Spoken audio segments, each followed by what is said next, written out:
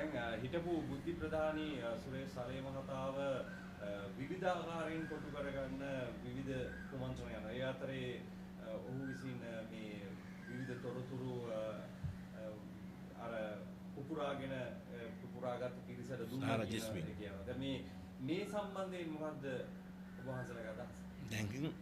දැන් ඒ සලේ මහත්මයා ඉන්නේ CID එකේ ඇතුළත.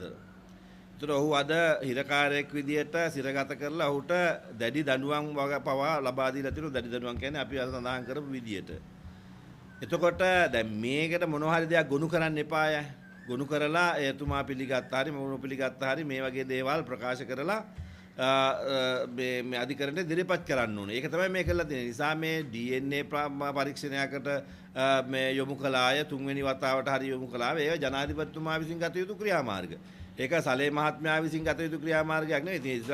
අනුජ ප්‍රේමරත්න මහත්මයා අපි දැක්ක කියනවා මේක නිකන් මේ මිනිස්සයා මේ සලේ මහත්මයා අපහසුතාවයට පත් කරන්න ගොනු කරන්න ලද කරුණු කියන කාරණාව පැහැදිලිව සඳහන් කරලා තියෙන නිසා එතුමා වගේ කෙනෙක් එහෙම කරන තත්වයකටපත් වෙන නිසා එතුමාව හිර කරන්න Tamanට අවශ්‍ය විදියට ආවෙනික විදියට හිර කරගෙන දැඩි දඬුවම් දීලා බලන මොනවා හරි දෙයක් මේ තොරතුරක් ගන්න කියලා කියන්නේ එයා වැරදිකාරයෙක් විදියට අවශ්‍ය වෙන පසුබිම සකස් කරගන්න අවශ්‍ය පසුබිම තමයි සකස් කරන්නේ මේ දඬුවම් දෙන්නේ ඒකට දඬුවම් දුන්නා දින ගණනා දින 90ක් ඔය වගේ තන්නේ රඳවාගෙන ප්‍රශ්න කරන්න තියෙනවා ඒ දින 90 යනකොට මේ මිනිස්සු මානසිකව කඩා වැටෙනවා ඊගාට මේ සත්තුන්ගෙන් ගහන වෙච්ච කැරපොත්තෝ මීයෝ අපිරිසුදු තත්ත්වයටපත් වෙච්ච කන්නවත් හරියට නැති පොඩි කුටි එක දාලා හිර කළ දුනාම ඒ මිනිස්සයා මානසිකව කඩා වැටලා මේ මිනිස්සගේ මොනවා හරි දෙයක් ගන්න තමයි මේ එකයි කරන්නේ නිසා සලේ මහත්මයාව අපහසුතාවයටපත් කරලා එතුමාගේ මොනවා හරි දෙයක් අරගන්න බලනවා නිසා මේ අනවශ්‍ය දේවල්